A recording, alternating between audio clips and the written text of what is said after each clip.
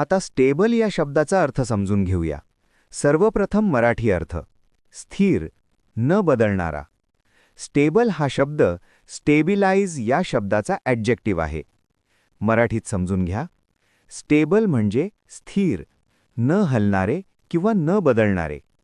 मन, सरकार, अर्थव्यवस्था, किंमत, आरोग्य, वस्तू स्थिर असल्यास स्टेबल हा शब्द वापरतात.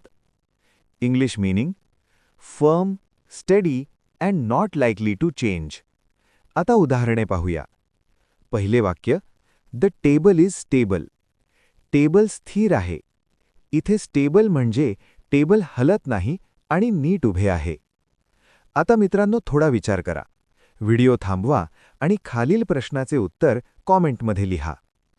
Opposite of stable is steady, firm, unstable, secure. तुम्हाला इंग्रजी मोफत आणि सोप्या पद्धतीने सुधारायचे आहे का? नियम अकॅडमीचा बेसिक इंग्लिश वोकॅब्युलरी आणि ग्रामर कोर्स पूर्णपणे मोफत जॉईन करा.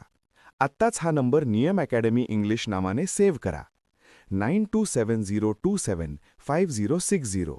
नंतर व्हॉट्सॲपवर हॅलो सर असा मेसेज पाठवा. दररोज व्हिडिओ प्लस MCQ सराव मिळवा.